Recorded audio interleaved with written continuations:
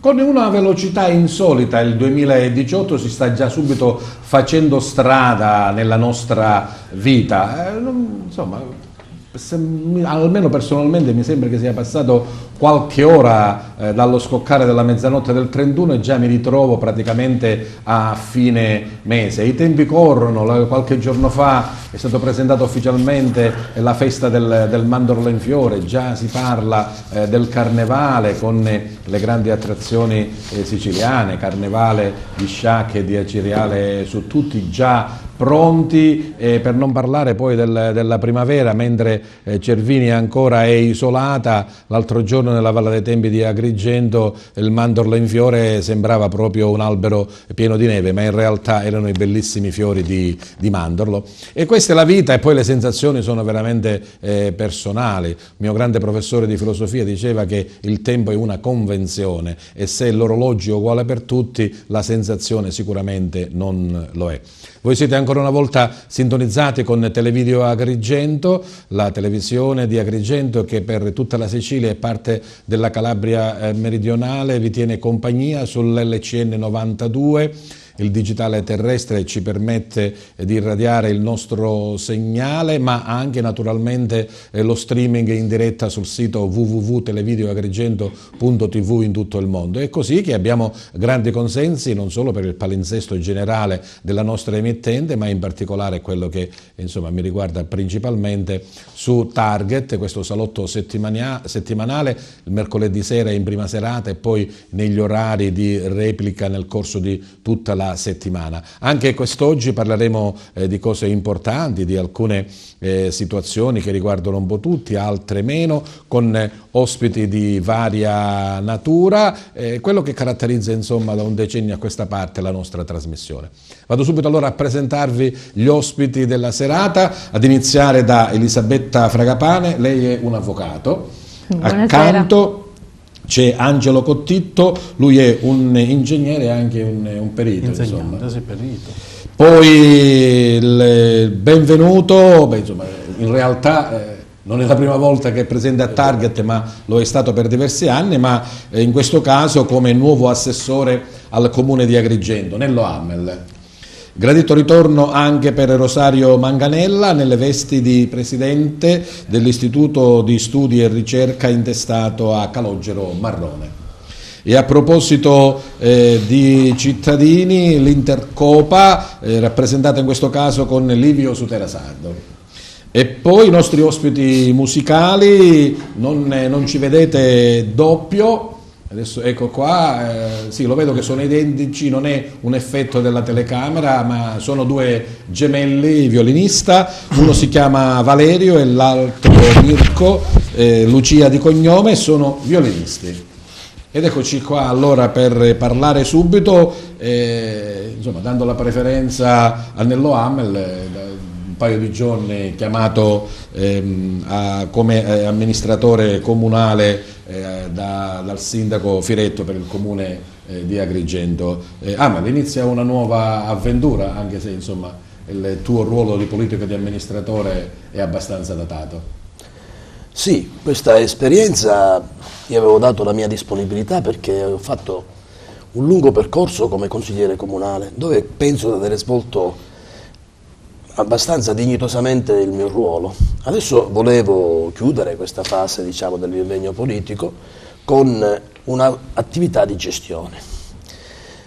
Non avevo una preferenza su che cosa fare, mi è capitato di essere scelto per fare l'assessore all'ecologia, che è la patata più bollente che c'è oggi al comune di Agrigento. Il settore che era di Mimmo Fontana. Di Mimmo Fontana, appunto, che sì. Si è dimesso. Io mi occupo di spazzatura, di acqua, di depurazione, di fogne, di ambiente, di benessere degli animali, insomma sono un mare di competenze. Competenze che sono proprio sul filo del rasoio per diverse cose. Ad Agrigento per esempio da qualche settimana è iniziata la raccolta differenziata, ancora dobbiamo andare in regime, anzi sembra che, come era successo all'inizio con Favara, magari qui Sasà Manganella ce ne può dare atto, che un cambio di rotta molto spesso non trova tutti d'accordo e i soliti incivili ancora depositano spazzatura ai margini delle strade. Sì, La differenziata partirà ad Agrigento Centro, che è l'ultima parte della città che utilizza ora da quel giorno in poi questo sistema, a partire da lunedì. Tra l'altro i cittadini devono sapere che il giorno 27, che sarebbe venerdì sera, cessa la possibilità di poter utilizzare i cassonetti, che saranno capovolti o saranno tolti. Quindi chi deve smaltire dell'immondizia arretrata Non la butti per strada. non la butti per strada, ma cerchi di farlo entro domani, perché è importante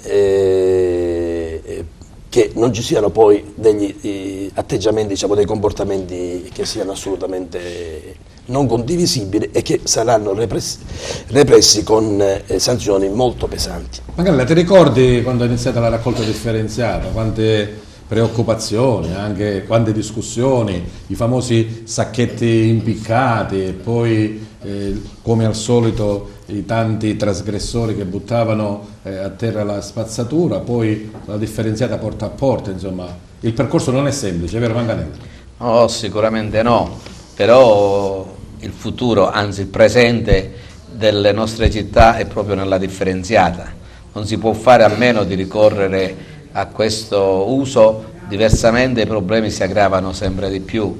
Le città spesso sono, per diverse ragioni, non voglio entrare oggi nel merito, ma sicuramente non sono sempre pulite o non vengono mantenute tali sia dagli amministratori sia anche dai cittadini che hanno le loro responsabilità, per cui o tu ti rassegni cittadino a fare la differenziata e quindi a metterti in gioco, o diversamente il tuo paese sarà un paese che nessuno vorrà mai vedere, perché agli occhi del visitatore o anche dei turisti, ad esempio, che tra l'altro Agrigento ne ha tantissimi, non è possibile offrire lo spettacolo di quello che spessissimo abbiamo visto anche nella città di Agrigento. Io mi auguro, è molto difficile questa battaglia, Nello, però bisogna farla, mi auguro che pian piano la differenziata possa aumentare in percentuali tali da fare in modo che la città sia davvero mantenuta pulita da tutti.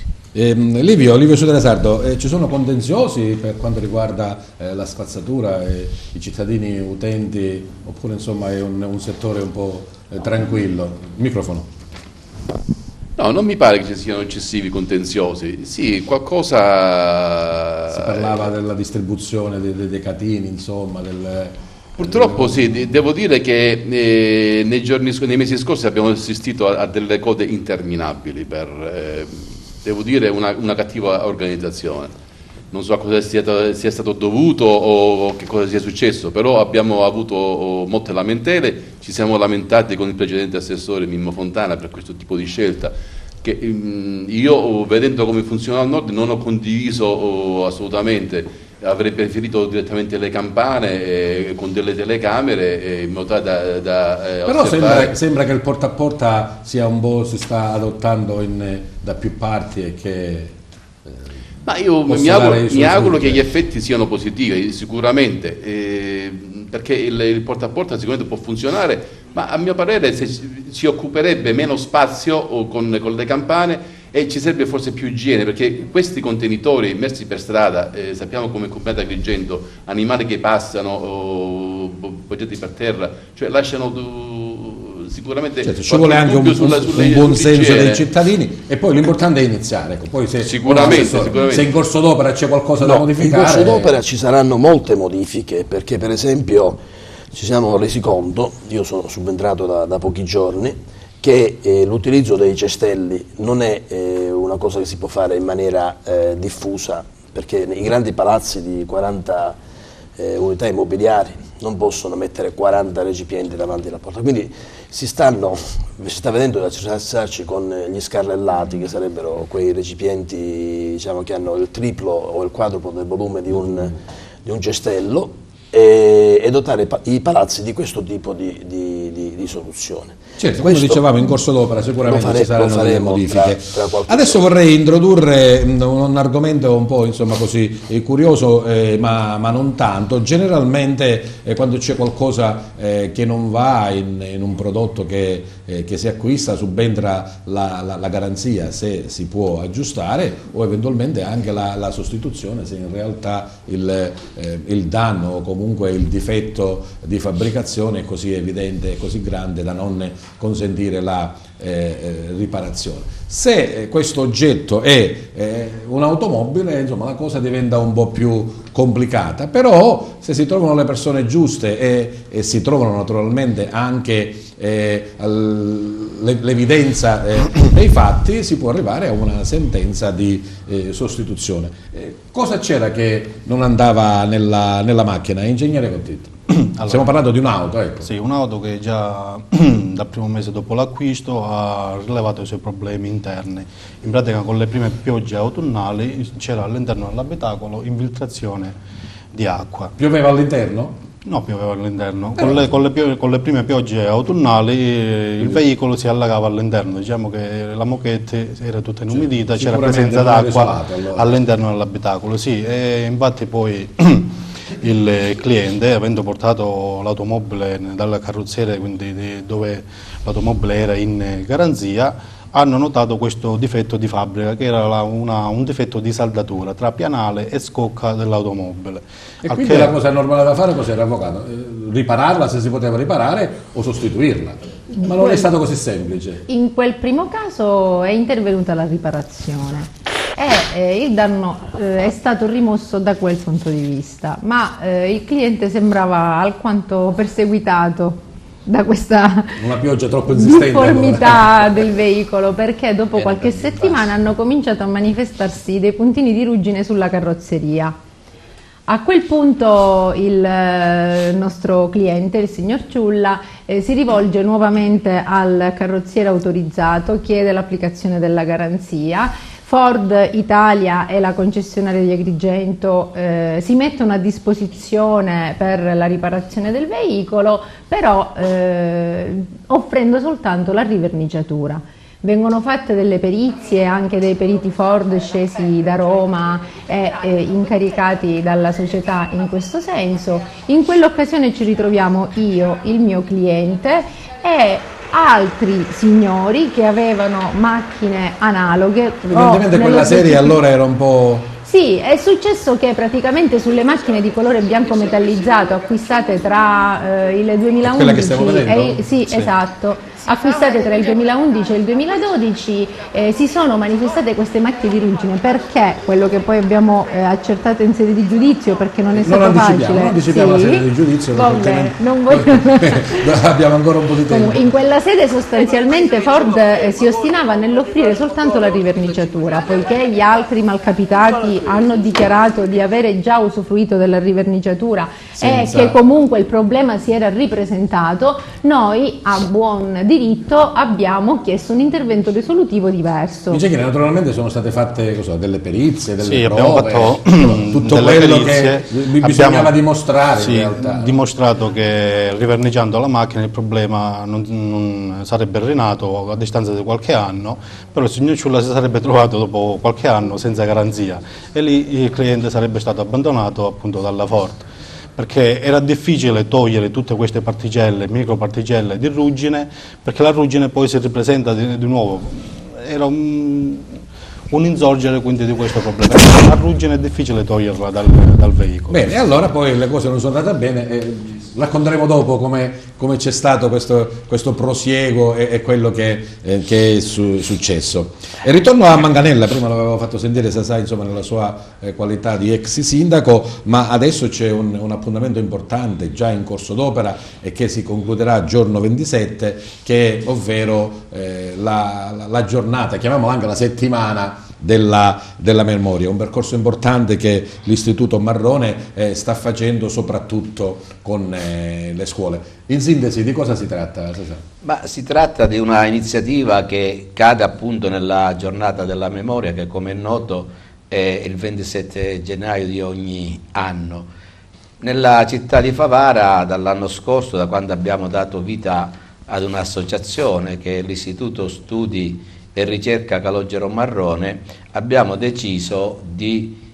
svolgere questa giornata della memoria in una settimana, proprio perché abbiamo pensato che oggi far conoscere questa pagina della storia del nostro paese è abbastanza importante. E quale migliore utenza ci può essere di quella della scuola? Perché i ragazzi, che purtroppo spessissimo non riescono nei loro istituti a studiare questa pagina di storia, non riescono a capire che cosa è successo, diciamo, subito dopo prima della loro nascita e subito dopo, diciamo, i fatti che hanno riguardato quella pagina che viene chiamata la pagina di storia della resistenza e della liberazione. Abbiamo già iniziato, vi devo dire, con il nostro grande piacere, gli alunni delle scuole degli istituti comprensivi, ma anche gli studenti delle scuole medie superiori che abbiamo incontrato proprio stamattina.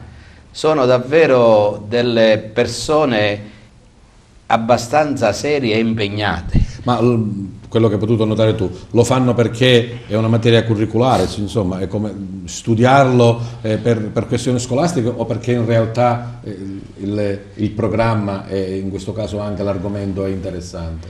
Ma diciamo il programma è sicuramente interessante, c'è soprattutto, io credo, però l'impegno che i docenti che hanno partecipato ad una serie di riunioni che noi abbiamo incominciato già a fare nel mese di dicembre si sono molto impegnati in questo tipo di lavoro. Hanno fatto gruppi di lavoro, gruppi di studio, ragazze delle scuole elementari, diciamo così perché lo capiamo meglio, ragazzi di scuola media che sono già un po' più grandetti, ma anche i ragazzi e le ragazze signorinelle ormai delle scuole medie superiori che hanno fatto degli studi, degli approfondimenti, delle ricerche, impegnati credo come poche persone spesso fanno all'interno della scuola, la curiosità, la voglia di apprendere, l'incontro e il confronto anche con gli stessi genitori, che è una cosa importante che è avvenuto oggi. Per esempio all'istituto all'alberghiero Gaspare Ambrosini abbiamo avuto la presenza non soltanto dei docenti e degli studenti, ma anche una bella presenza di genitori che hanno seguito i figli e che li hanno voluti vedere protagonisti nelle diverse unità didattiche che sono state svolte. Gli argomenti sono quelli della resistenza, dell'antifascismo, anche naturalmente di quello che è stato il grande dramma dell'Olocausto. Sì, questi sono i temi, diciamo, ovviamente che sono stati oggetto di riflessione e di discussione, perché questa iniziativa che noi svolgiamo, la svolgiamo per esempio assieme all'ANPE, l'Associazione Nazionale Partigiani d'Italia. Oggi, nella riunione di oggi, c'era il suo presidente provinciale, il senatore Angelo Lauricella, che tra l'altro ha fatto davvero una bella lezione di storia della seconda guerra mondiale, raccontando un po' tutte le cose che si sono svolte nel giro di pochissimo tempo, perché i relatori eravamo in tantissimi. Assieme quindi a tutte queste vicende poi noi stiamo calando un nostro personaggio che è stato poco conosciuto, perché a Favara è vissuto fino al 1931, quando poi si trasferì a Varese, perché già era in contrasto a Favara con il podestà dell'epoca, che lo fece arrestare con accuse che poi non poté sostenere, diciamo, di fronte. Stiamo parlando di Calogero Marrone. Stiamo appunto parlando di Calogero Marrone, questo eroe dimenticato, che poi, a seguito del fatto che lui rifiutò di prendere la tessera fascista che gli aveva imposto il podestà di allora, Calogero Marrone fu appunto rinchiuso, ma il fatto che fu rinchiuso nel carcere di Girgente, come allora si chiamava Agrigento, come si dice, lo fece stare un po' male, ma più male di tutti ci è rimasto perché i cittadini di Favara all'epoca non l'hanno sostenuto. Lui sperava moltissimo nell'aiuto da parte dei cittadini, ma questo non avvenne. E allora Calogero Marrone disse: io me ne vado, non voglio stare più a Favara. La prima occasione che gli si presentò fu quella di un concorso bandito dal comune di Varese per applicato di terza categoria. Lo vinse e poi si trasferì con tutta la famiglia. E lì insomma ha avuto poi, per chi non conosce la storia di Marrone, il suo momento più importante quando falsificando dei documenti ha salvato molti cittadini italiani di origine ebrea, e da qui poi la rivalutazione. Ma non solo ebrea, perché a volte ci si ferma solo al fatto che aiutò gli ebrei, aiutò tantissimi anche antifascisti, quindi italiani. Non erano soltanto gli ebrei che andavano a cercare Calogero Marrone, perché nel frattempo, questo lo voglio citare perché mi pare importante, aveva preso anche dei contatti, o meglio ancora gli altri hanno preso contatti con lui, anche della nostra provincia. Mi riferisco in maniera particolare al senatore Salvatore Di Benedetto, che è stato per oltre 30 anni anche sindaco di Raffadale, che è stato parlamentare nazionale del Partito Comunista Italiano. Incontrò altri siciliani e altri agrigentini come la famiglia Montuoro, la famiglia Cuffaro, c'è nomi proprio, diciamo, tra Siculiana, Favara, che incontrò pure anche qualcuno di Favara e anche di altri comuni, diciamo, vicini al nostro, e con questi, oltre con gli altri antifascisti, diciamo, che vivevano a Varese, lui diventò, diciamo, un punto di riferimento importante. Proprio qualche anno fa, per rimanere sempre viva la memoria, anzi per farlo ricordare, tramandarlo alle nuove generazioni, nasce la vostra associazione, l'Istituto di Studi e Ricerca Marrone. Poi parleremo particolarmente anche di quello che prevede la giornata clou, ovvero il giorno 27, di quello che avete programmato. E ritorniamo a Livio Sutera. Abbiamo parlato, così accennato un po' del discorso rifiuti, ma quello che più preme sempre Livio è il discorso dell'acqua, perché insomma se non si beve si muore, Livio. Ma qualche secondo per rinfrescare la memoria su come nasce e che cos'è Intercopa. Intercopa è un'associazione a carattere provinciale che nasce per avere il diritto alla gestione pubblica dell'acqua, non all'acqua pubblica, che è un termine che a me non piace, alla gestione pubblica dell'acqua. Perché? Perché ci si è accorti che purtroppo la gestione privata lascia molto a desiderare e non soddisfa quei requisiti che originariamente si era prefissato o dando l'appalto a un gestore pubblico. Certo, da quando è iniziata Girgenti Acque aveva delle clausole nel contratto, c'erano degli step che dovevano proseguire, dovevano andare avanti, però insomma non è che tutte le cose sono state realizzate. Ma la relazione tecnica allegata al contratto prevedeva che entro i 5 anni ci sarebbe dovuta essere l'acqua H24. Ora, per colpa di chi, per colpa di cosa, questo non è avvenuto. Chiaramente il cittadino a chi dà la colpa? La colpa al gestore. Cioè, ci possono essere 1000 cause. Il gestore poi prende anche delle scuse, tra virgolette, possono essere anche, diciamo, delle cose giuste. Si parlava del fatto che non tutti i comuni hanno ceduto le reti, che le reti sono colabrodo, che una volta. Ma questo il gestore lo sapeva, nel contratto è scritto che i comuni sono 27 quelli che hanno ceduto, quindi lo sapevano già che erano in 16 quelle che non volevano consegnare. Non è cosa nuova, cioè non è novità per nessuno. Certo. Non hanno mai consegnato e quindi già, come ho sempre sostenuto io, già lato idrico, proprio perché mancante dei 16 comuni, già non doveva nascere. È proprio opinione di tutti, insomma, che quelli che dovrebbero agire o a far rispettare il contratto o eventualmente a scioglierlo se questo non va bene sono i rappresentanti dei cittadini, ovvero i sindaci che prima facevano parte del lato e adesso sono raggruppati nel lati. Non vanno bene il proprio lavoro? Ma secondo me no, perché non si assumono le proprie responsabilità sia nelle tariffe, sia nella conduzione, sia anche nei regolamenti. Un regolamento che è stato aggiornato da poco. Faccio un piccolo esempio. Siamo stati chiamati l'anno scorso, insieme c'era pure il caro amico Amel, a discutere per 2 giorni consecutivi su una bozza di regolamento. Il regolamento licenziato è diverso da quello che avevamo discusso. completamente diverso, non solo che nessuna nostra idea è stata adottata come regolamento. Allora dico, i sindaci leggono o non leggono? Sono responsabili o non sono responsabili? Sono apatici o sono ignoranti? La legge del più forte? Legge la legge del più forte in questo caso? Ma non lo so, certo che io mi sono accorto e ho contestato all'architetto Lotà, il presidente dell'ADI, questo discorso che le pagine stampate sono diverse dalla bozza che abbiamo discusso, cioè abbiamo discusso 2 giorni inutilmente. Mi sento preso in giro onestamente Assessore Amele, tra le tue cariche assessoriali c'è anche quella dell'acqua? Sì, è una delle mansioni, diciamo, dei settori prevalenti. Per questo all'inizio dicevamo allora che era un argomento difficile. Io mi sono sempre dedicato a questa problematica.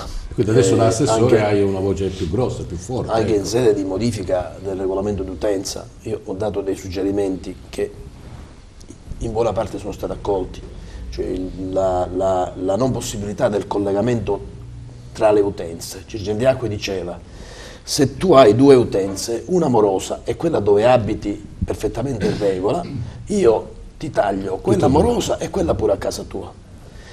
E questo l'ho fatto togliere. C'era un'altra che riguardava la possibilità di sospendere le utenze senza creare, diciamo, l'interruzione e lo sradicamento, diciamo, dell'impianto. E quindi per un anno e mezzo chi si deve recare all'estero, chi ha problemi di assenza, tutte cose, può sospendere l'utenza, non pagare la quota fissa, non pagare altri oneri e poi riprendere con soli 50 euro quando ritorna ad utilizzare quella stessa utenza. L'Intercopo forse dirà delle piccole cose di fronte alle difficoltà. Allora, sì, ma tra le altre cose quello di Gianello è giustissimo, però il contratto che fa firmare Girgenti Acque ancora oggi riporta queste clausole vessatorie. Allora, abbiamo fatto togliere nel regolamento perché sono comunque inserite ancora nel contratto. Io questo lo andrò a verificare, perché il contratto non può essere diverso rispetto a quella che è la previsione regolamentare. Cioè, le norme che uno sottoscrive nel contratto idrico devono corrispondere all'articolato e alla previsione del regolamento idrico. Cioè non può Girgenti Acque mettere una clausola diversa rispetto a quello che prevede il contratto.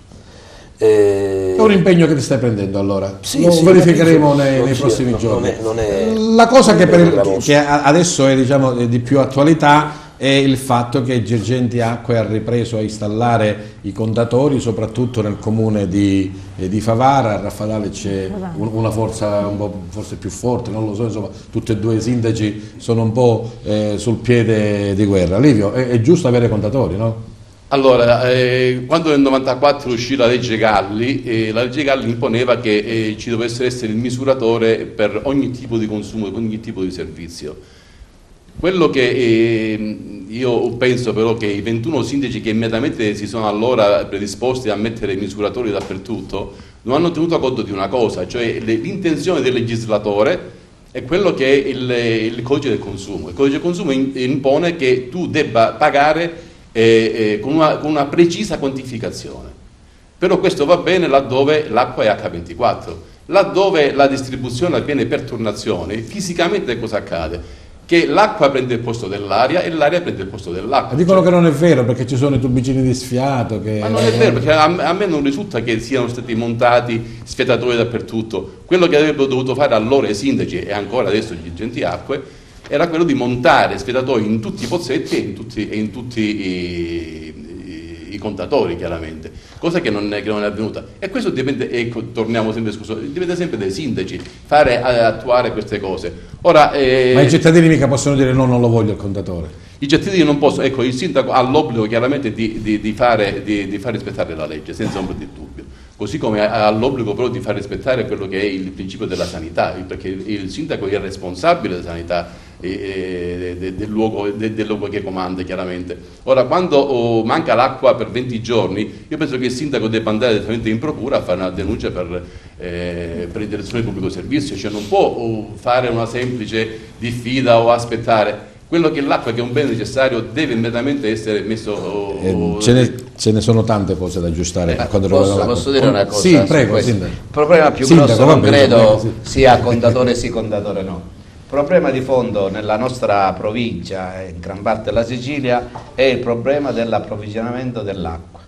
E siccome noi sappiamo che è una regione, la nostra, dove piove poco, pochissimo, gli invasi tant'è vero che sono quasi asciutti, si ripropone di nuovo come noi riusciamo a dotare i nostri comuni, la nostra provincia, la Sicilia, di acqua. E allora ritorniamo ai dissalatori, visto che non c'è acqua che cade dal cielo. Io non so adesso come siamo più con il dissalatore di Gela, non so se arriva più acqua. Portempedocle sono arrugginiti ad Agrigento oppure no. Ma il problema è andare a reperire le fonti e non possiamo pensare ad altre cose dal mio punto di vista. Ho una certa esperienza io in questo campo, sono stato per una decina di anni anche presidente dell'allora consorzio del Voltano e poi dell'ACAP quando è stato trasformato. Il problema di fondo, ripeto, su cui bisogna battersi tutti, sindaci e cittadini. Avere l'acqua da distribuire. Avere l'acqua 24 è un'utopia se non andiamo a trovare attraverso, se c'è, dove abbiamo qui a due passi il mare, abbiamo avuto qua i mini dissalatori di Gela a Portempedocle. Bene, se sono arrugginiti come dici tu, vediamo cosa c'è da fare per investire per il futuro, per avere la materia prima, per evitare che questi bambini che abbiamo qua si troveranno di nuovo fra una decina d'anni con gli stessi problemi che oggi abbiamo qui. E a proposito di bambini, di ragazzini, ci rilassiamo un po', perché come vi dicevo sono due gemelli, Valerio e Mirko, appassionati di musica e di violino in particolare. Allora, siccome siete identici, chi è Valerio e chi è Mirko? Ecco, prendi il microfono allora, Valerio, tu sei Valerio, hai detto? Sì, io sono Valerio. Iniziamo a presentarvi, voi avete? 10 anni. 10 anni, quindi la scuola cos'è? Quarta, quinta elementare? Quinta. Quinta elementare, siete di? Portempedocle. Di Porto Empedocle e avete uno strumento importante e difficilissimo. Valerio, come che ti sei innamorato di questo violino? Quando è nata questa passione? All'inizio lo suonava mio padre, già mi piaceva, però poi quando sono andata a Taormina ho visto un signore che suonava il violino e faceva un pezzo, 2 pezzi. Quando si fermava dovevamo mettere tipo 50 centesimi e continuava il pezzo. Ancora. E da lì mi è nata tutto.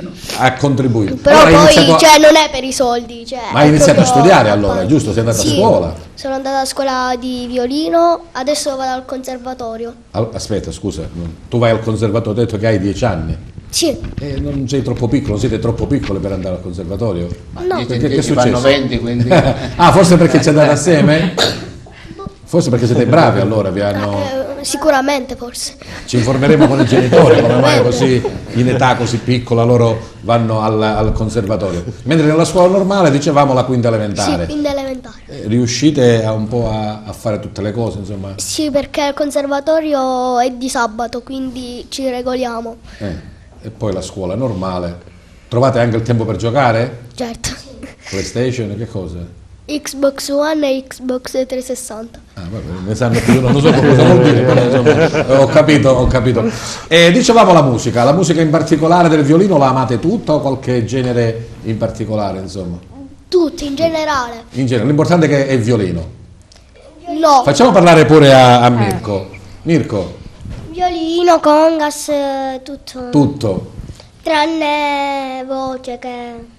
No, non ce l'ho con la voce, no. C'è chi suona, c'è chi canta. Hai qualche, non lo so, qualche musicista in particolare che ti piace?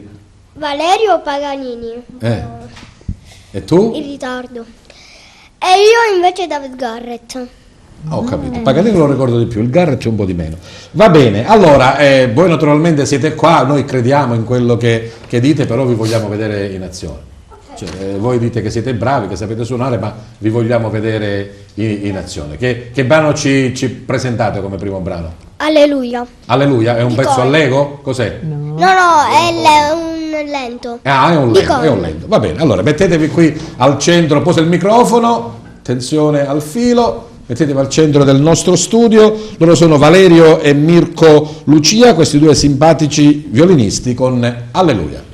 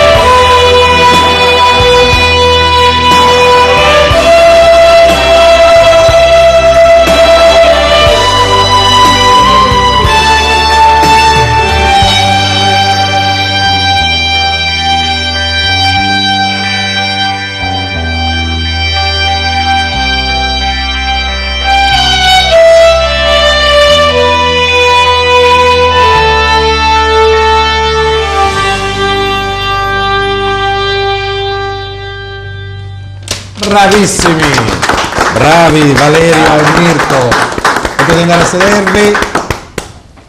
Avvocato Fragapane, che la Ford si tenga pure la sua macchina, insomma, di fronte a queste due meraviglie, insomma, che ce ne facciamo? Ci siamo addolcite le pillole con questa musica meravigliosa.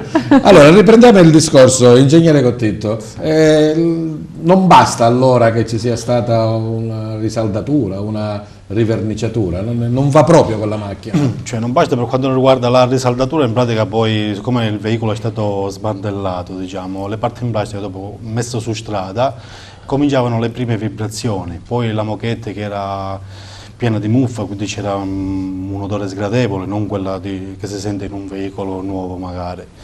Per quanto riguarda le particelle di ruggine, che ce n'è, diciamo, milioni sulla macchina, quindi queste microparticelle, è come da definire che è un male incurabile, cioè un male terminale che va in metastasi. Una volta anche riverniciandolo, a distanza di tempo, poi qualche anno, si ripresenta di nuovo, perché la ruggine appunto deve essere sempre curata e tenuta sempre sotto osservazione. Quindi un difetto all'origine, avvocato, che doveva essere soltanto posto fine con la sostituzione della macchina. Che purtroppo la Ford ha continuato a rifiutare, verosimilmente per non creare un precedente eclatante, visto che c'erano anche altri veicoli, e penso che se ce ne fossero altri in provincia di Agrigento, penso che centinaia di macchine. Forse, insomma, tra il 2011 il 2011 e il 2012 evidentemente è arrivato questo stock di auto con questo problema, che si manifestava prevalentemente sulle macchine bianco metallizzato, crema, colore crema.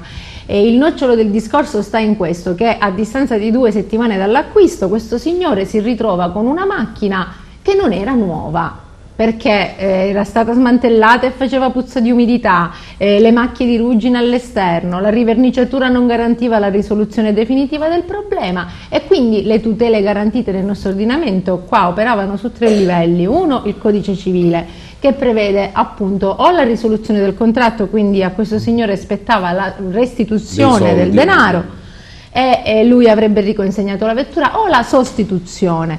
La stessa tutela in un livello diverso è garantita dal codice del consumo, è una legge speciale che ha comportato anche delle modifiche al codice civile. E nello specifico il signor Ciulla aveva una garanzia di lunga protezione per 5 anni, era inequivocabile la sua applicabilità, e quello abbiamo invocato. Se l'avesse comprato da Amazon non l'avrebbero sostituita subito. Immediatamente, sì.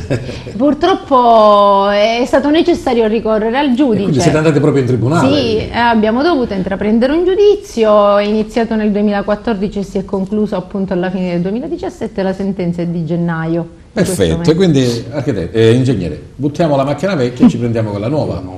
Era buona norma anche una società come la Ford riprendersi il veicolo, magari vedere qual è stata la causa per evitare magari altri problemi.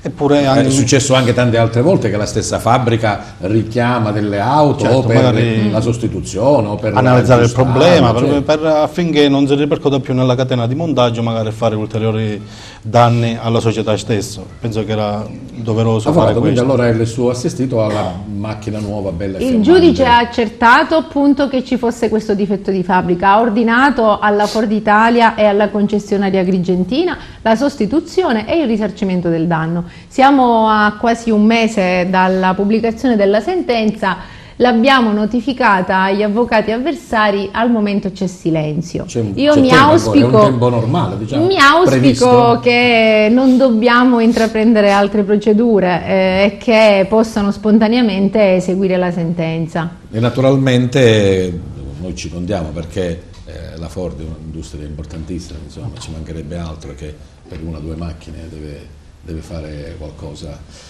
Ma la vostra perizia, cioè la vostra causa ha un po', come si dice, è andata al perché era successo questo, ingegnere? Che cosa? Le saldature non andavano bene, la copertura non le saldature non diciamo, che era un difetto magari dei macchinari automatizzati, magari che uno sbalzo di tensione. Questo era un primo difetto. Il secondo era quello della ruggine, che era dovuto poi con il consulente anche tecnico d'ufficio, si era venuta una convenzione unica dicendo che era dovuto al trasporto di queste autovetture dalla Germania in Italia. In pratica poi il metallo che fuoriusciva, il pulviscolo di metallo che fuoriusciva dalle ruote dei treni, quindi dal materiale ferroso, andava a intaccare quindi sulla carrozzeria del veicolo, quindi andava a corrodere la vernice trasparente. Era evidente. E queste sono apparse a distanza di qualche anno, di 6 mesi, 8 mesi, e quindi il problema... Abbiamo invitato sia l'avvocato che l'ingegnere, non tanto per la cosa in sé per sé, ma per dire che ci sono tantissime norme, tantissime leggi che garantiscono per fortuna il cittadino consumatore. Ma non solo, avvocato. c'è anche una giurisprudenza pacifica in tutta Italia. Ford nello specifico ha subito altre condanne per casi analoghi nel resto d'Italia. Non ci siamo riusciti a spiegare obiettivamente il perché non si sia potuti arrivare ad una soluzione bonaria evitando i 3 anni di giudizio. Anche in corso di causa nelle nostre difese abbiamo fatto emergere, personalmente ho allegato diversi precedenti giurisprudenziali a nostro favore. Ma a suo intento, diciamo, la giurisprudenza italiana in questo caso è veramente garantista nei confronti del consumatore? Chiaramente il consumatore si sente tutelato se qualcosa non va? Il problema è che appunto intraprendere un giudizio è anche abbastanza oneroso. Senza arrivare al giudizio, naturalmente, magari così.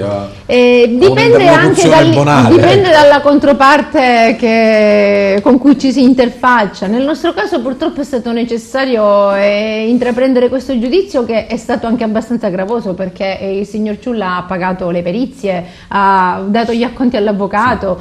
C'è stata qui però la pietra miliare della consulenza tecnica di ufficio che ha stabilito, o meglio ha accertato questi difetti. Non è stata contestata questa consulenza nemmeno dalla Ford, e ciononostante siamo dovuti arrivare a sentenza. Quando facevo la battuta su Amazon, in realtà dico, non era una battuta, era un fatto serio. Assolutamente sì. Io ho comprato una cosa, ma di pochissimi euro, non è che era qualcosa. Amazon, senza verificare se in realtà quella cosa funzionasse o non funzionasse, solo alla mia email, Livio, dove dicevo l'oggetto che mi avete mandato non funziona bene, ho detto ci scusi, non si preoccupi, dopo 5 giorni me ne è arrivato uno nuovo.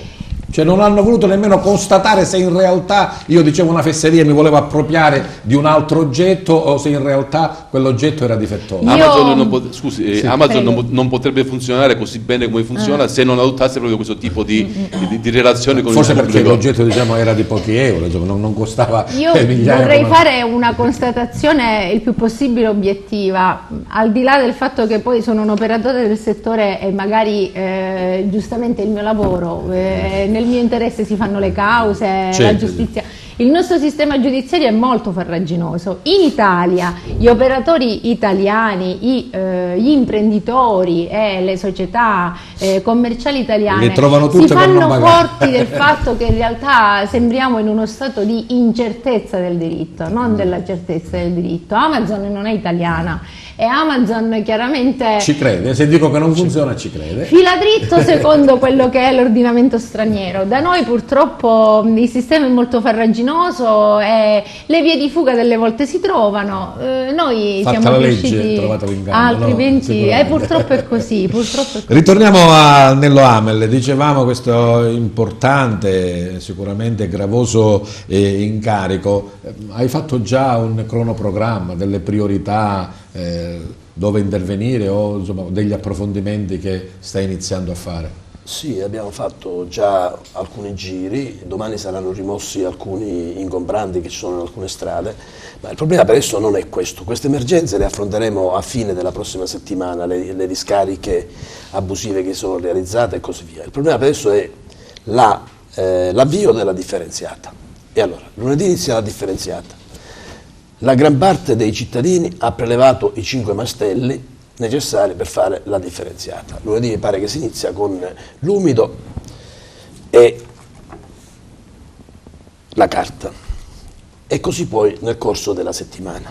Nel modello si sono scordati a mettere gli orari, si devono depositare i mastelli alle 8 di sera e ritirarli domani mattina.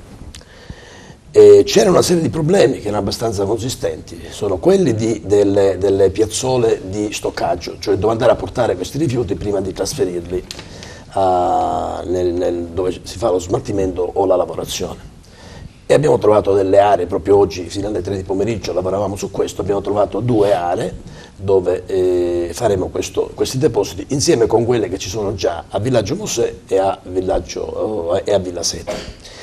Poi ci sono i problemi delle aree cosiddette non servite, cioè quelle che sono la zona verso Raffadali, Piano Gatta, la zona di Petrusa e così via. Cioè queste aree non sono servite, cioè non è possibile realizzare il servizio. E allora momentaneamente abbiamo stabilito di fare 3 punti di conferimento. Per quanto riguarda la zona di Petrusa sarà in fondo a via Papaluciani.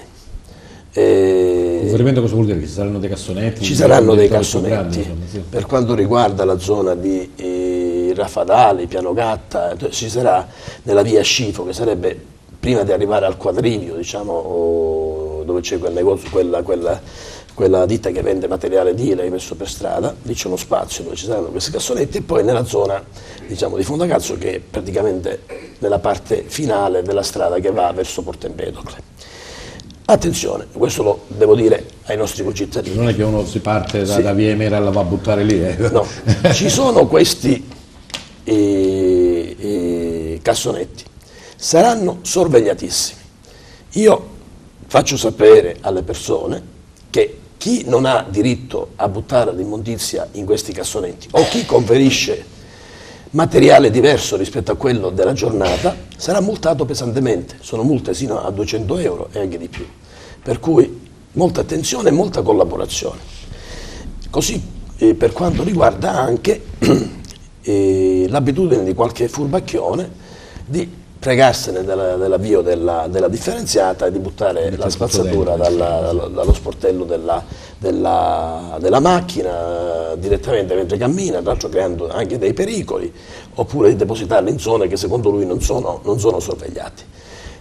Da lunedì ci sarà una mobilitazione di tutto il comparto della polizia urbana che sorveglierà tutte le zone anche con personale non in divisa, perché purtroppo questo tipo di controllo è indispensabile, perché l'obiettivo che abbiamo è quello di far modificare la mentalità. Questa è la cosa più importante. Perché buttarlo quando tu lo depositi sotto casa tua, viene quello se lo viene a prendere? Ma poi capire che che se si fa la differenziata ci guadagniamo non solo nell'ambiente e tutto quanto, ma ci guadagniamo anche dal punto di vista materiale, cioè se va bene la differenziata, se riusciamo ad organizzarla bene, nell'arco di 1 anno e mezzo noi possiamo realizzare circa 5 milioni di euro di risparmi, che significa abbattere più del 33%, 35% il costo del servizio, con una riduzione notevolissima delle bollette. Cioè, non è così semplice, dico, abbiamo avuto esperienza a Favara che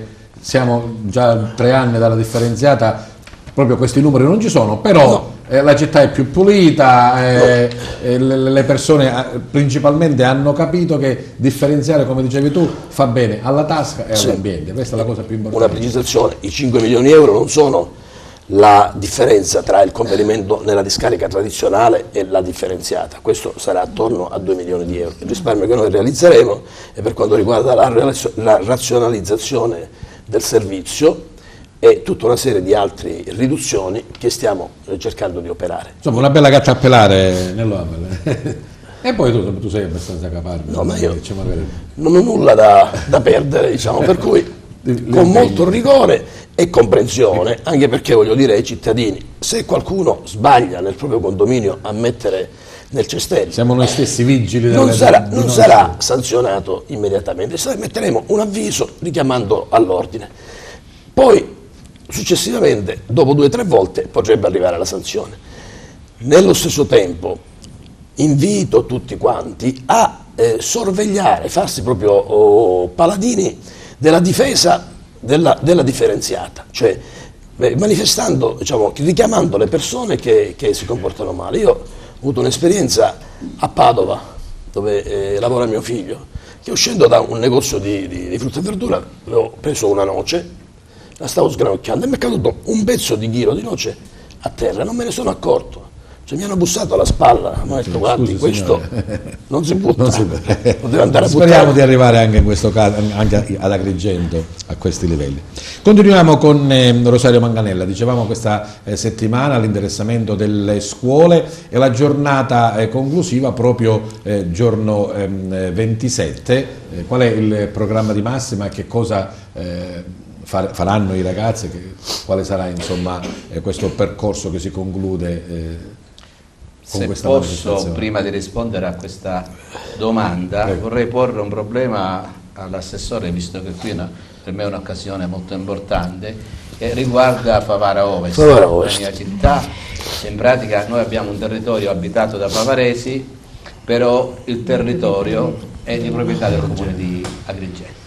Abbiamo fatto tempo fa La cessione un accordo, la gestione dei confini, la rettifica cosiddette confini. Non so che fine abbia fatto, per la verità, perché No, proprio niente si è mosso. l'aggiornamento è che Elisa Virone, proprio l'altro Sì. ieri, ha detto che la bozza è già pronta in, Sì. in commissione e che dovrebbe essere portata Ma in consiglio. In atto praticamente c'è il problema che per quanto riguarda la spazzatura c'è un poco di confusione e di anomalia, perché il servizio in buona parte lo fa il comune di Favara. La tassazione È al comune di Agrigento. è al comune di Agrigento, ma anche in parte al comune di Favara. Quindi bisogna riordinare tutto quanto. Noi stiamo cercando ora di interloquire e faremo in questo modo, cioè noi rimborseremo, è un discorso che stiamo approfondendo, giusto? Non lo do come un dato certo, assolato, diciamo. Rimborseremo a Favara i tributi che si pagano ad Agrigento e Favara si incaricherà della raccolta. Abbiamo evidenziato il problema. Torniamo alla settimana Speriamo che prossima. arriviamo Sì. alla conclusione. Allora, ritorno alla mia veste ufficiale di questa sera, quindi Giorno in qualità 27 di la Presidente, il manifestazione 27, cioè dire sabato prossimo, che è appunto la giornata internazionale della memoria, al Teatro San Francesco, ancora una volta i ragazzi delle scuole di ogni ordine e grado della nostra città saranno protagonisti attivi, presentando all'interno di questa sala con presentatore Peppe Moscato. E non lo dovevi E dire. ti faccio perché- danni che hai No, propagato. facevo finta di non sapere niente. Un'anticipazione importante Facevo questa. finta di non sapere. Lì in pratica ci sarà una sintesi dei lavori che i ragazzi hanno fatto durante questa settimana, perché altrimenti avremo bisogno di ore e ore e ore ininterrotte di spettacolo, di drammatizzazione, di performance in genere da parte dei ragazzi. Ci saranno poi i saluti delle autorità, ovviamente, e degli organizzatori della manifestazione. Ci auguriamo semplicemente che ci possa essere una bella giornata anche di sole, per consentire ai ragazzi che vengono da diversi punti della città di arrivare senza grossissimi problemi a rappresentazione di questo. Ci rivedremo poi per questo argomento diciamo nei prossimi mesi, anche perché ci sono altre iniziative che intendiamo fare. Per esempio, purtroppo capita a ridosso della conclusione delle elezioni, il 6 di marzo è la giornata internazionale dei giusti tra le nazioni, a cui appartiene anche il nostro calogero Marrone, ma credo che per problemi logistici non saremo in grado di organizzare qualche cosa per quella giornata, o comunque vedremo cosa possiamo fare nelle prossime settimane. Vorrei, chiudendo, ringraziare i dirigenti scolastici che hanno aderito con molto entusiasmo, diciamo, alla nostra proposta, i docenti che hanno lavorato in maniera intensa, ma i ragazzi che hanno dimostrato un interesse e una fantasia davvero straordinari. Sono dei ragazzi che vanno curati anche da questo punto di vista, perché è pluridisciplinare l'insegnamento, diciamo, di questa giornata della memoria. Li ringrazio tutti, sperando che per i prossimi appuntamenti avremo modo di poterci reincontrare. Voglio lanciare una proposta a fine, è questa. Ieri sono stato ad un'iniziativa a Canicattì organizzata dalla FIDAPA, e lì ho trovato il figlio di un prigioniero del campo di Storminio che era di Naro. Stamattina all'istituto alberghiero c'era la nipote di una persona che era stata pure arrestata e messa in campo di concentramento, che era di Ribera, e così dicendo nella provincia ci saranno sicuramente tantissime persone che vanno ricordate, perché sembra che i siciliani, per quanto ci riguarda, non abbiano partecipato per nulla alla guerra di liberazione, perché il campo, diciamo, il fronte era al nord e quindi qua giù non c'è stato niente se non poi alla fine, diciamo, l'intervento degli americani. Invece i siciliani si sono fatti onore, hanno fatto tante battaglie all'interno del paese Italia, ma poi anche in Europa con la battaglia più complessiva, per liberare l'Italia dal nazifascismo. E devono essere ricordati. Vediamo di mettere assieme queste forze, mi rivolgo pure a te Nello, per vedere ad Agrigento città, ce ne sono tantissimi, io qualcuno lo conosco, di metterci assieme, creare una specie di coordinamento perché assieme si possano fare altre iniziative. Bene, e a proposito di coordinamento, prima di andare in trasmissione con Livio Sutera Sardo parlavamo del discorso proprio dei contatori, cioè della giustezza, del pagare il giusto, ma anche del ricevere il giusto. Abbiamo parlato forse dei sindaci che non fanno bene il proprio lavoro, non mettono forza in questo, però non basta solo lamentarsi, bisogna anche proporre. C'è una linea di azione che Intercopa propone per questo specifico settore? La nostra linea di azione è quella di chiedere la risoluzione del contratto. Non ci sono, drastici allora, sì, proprio, sì. Non ci sono altre vie d'uscita, perché le inadempienze, almeno da quelle che sono sul tavolo, sono tali e tante registrate che purtroppo non... La nostra idea è questa, cioè ecco, la gestione dell'acqua pubblica, anche perché c'è la legge regionale 19-2015 che va in tal senso, cioè l'ATI è nato proprio per evidenziare le inadempienze del gestore e quindi andare verso una risoluzione contrattuale, non c'è altra soluzione. Purtroppo è così, subiamo, io ripeto sempre, quelle che sono un po' le apatie dei sindaci, perché le tariffe sono troppo elevate, non si può giustificare ad esempio che ci siano gestori che hanno in carico 2 milioni di contratti e hanno 150 persone come personale, e un gestore che ha 400 unità come personale per gestire 150.000 utenti.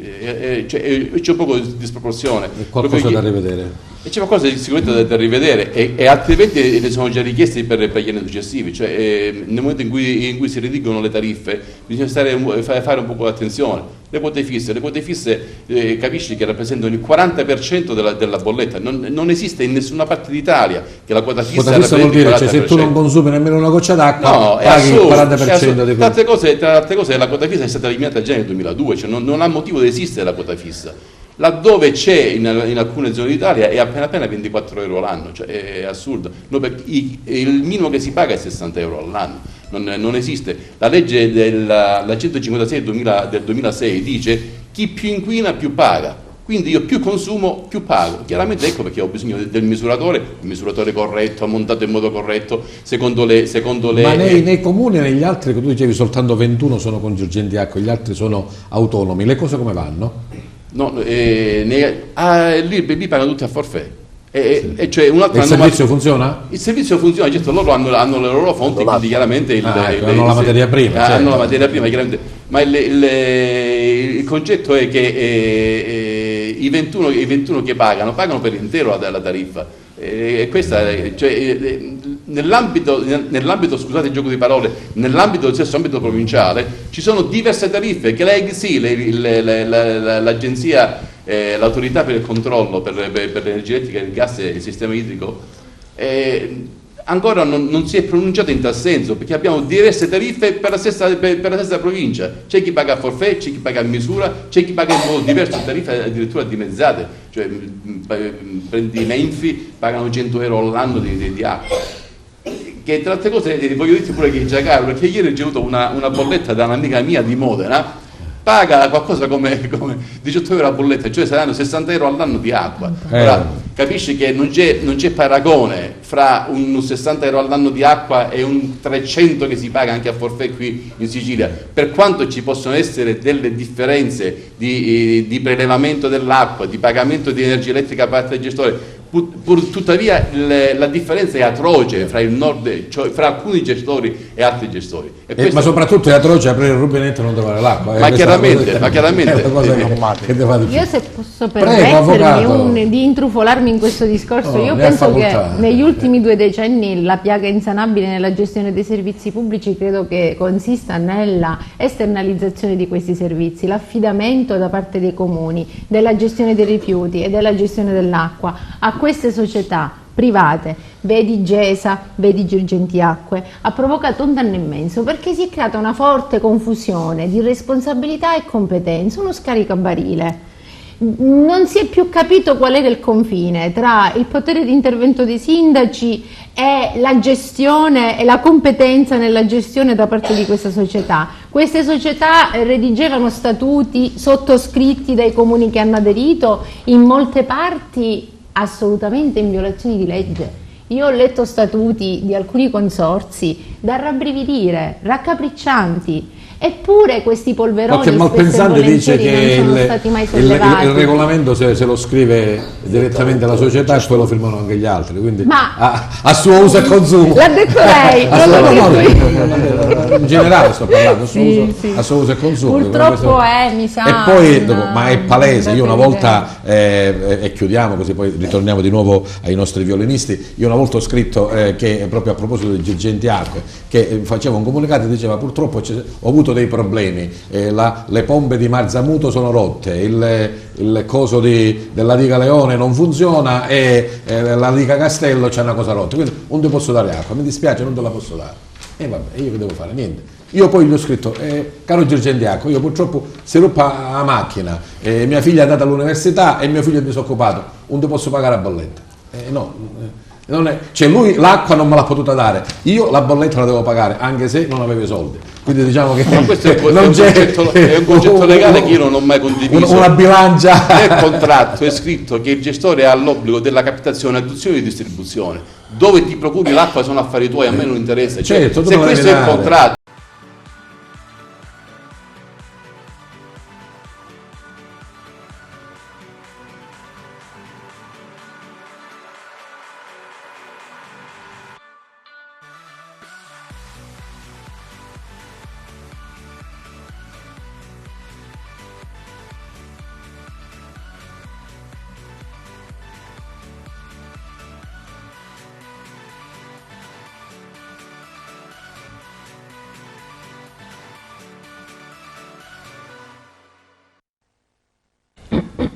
Con una velocità insolita il 2018 si sta già subito facendo strada nella nostra vita,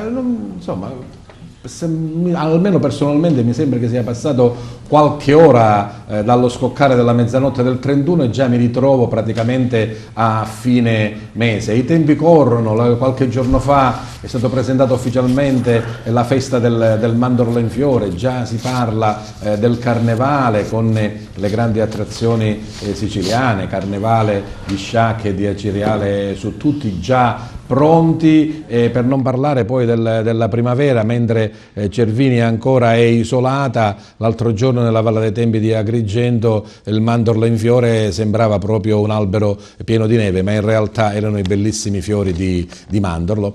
E questa è la vita, e poi le sensazioni sono veramente personali. Il mio grande professore di filosofia diceva che il tempo è una convenzione e se l'orologio è uguale per tutti, la sensazione sicuramente non lo è. Voi siete ancora una volta sintonizzati con Televideo Agrigento, la televisione di Agrigento che per tutta la Sicilia è parte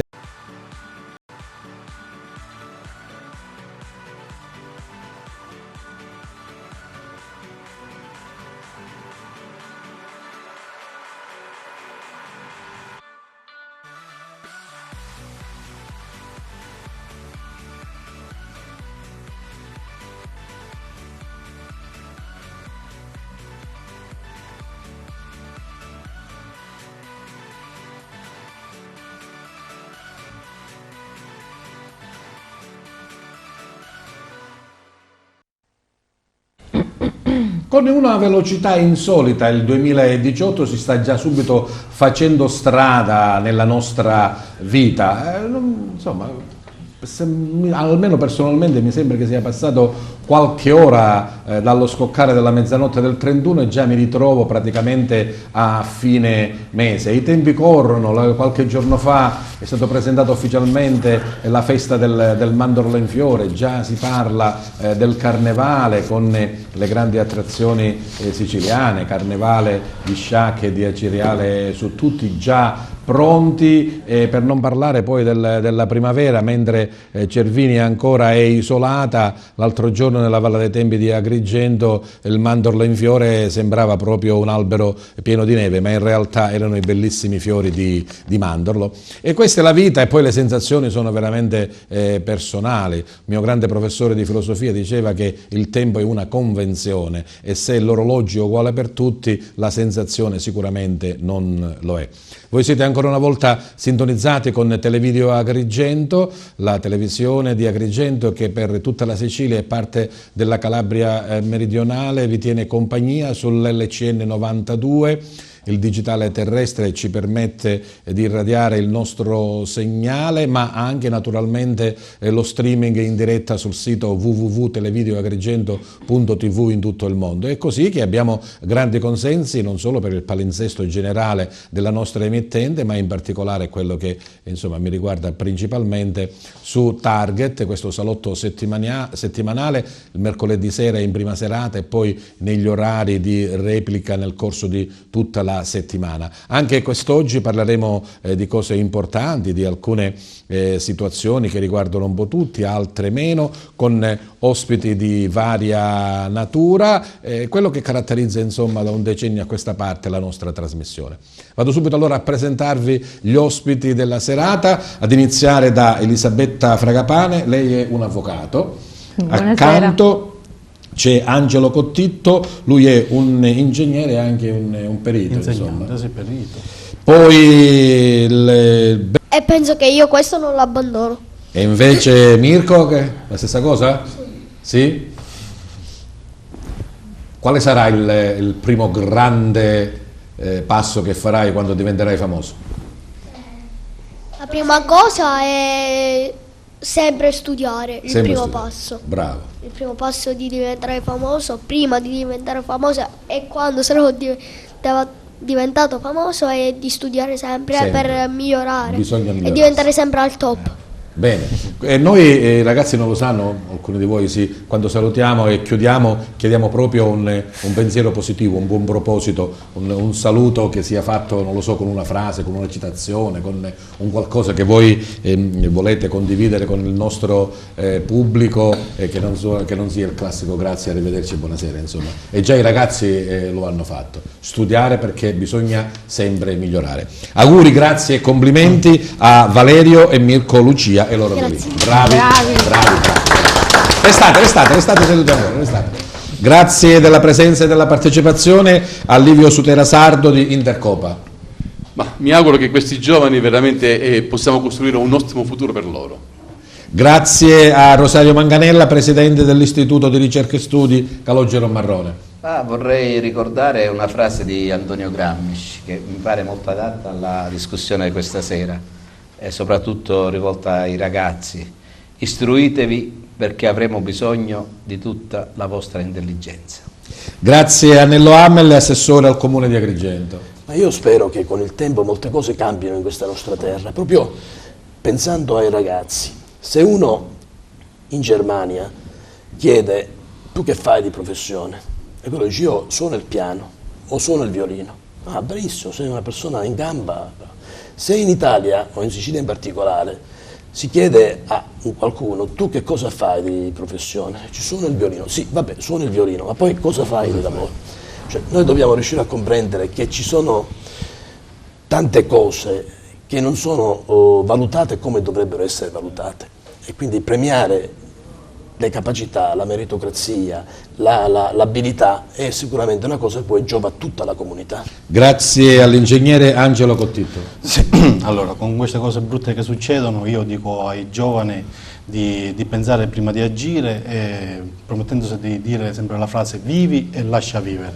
Grazie all'avvocato Elisabetta Fragapane. Grazie, intanto io lo vorrei fare un caro saluto al nostro cliente, al signor Ciulla, alla moglie, che hanno creduto in noi e che hanno confidato nel fatto che la giustizia anche in questo caso potesse trionfare. E io inoltre spero che quella frase che è scritta dietro gli schermi dei giudici, la legge è uguale per tutti, possa essere sempre il nostro primo comandamento di tutti noi operatori nel settore della giustizia. Bene, grazie della vostra presenza e della partecipazione e grazie soprattutto al nostro gentile pubblico che anche per questa splendida puntata di Target è stato con noi. Buona serata a tutti.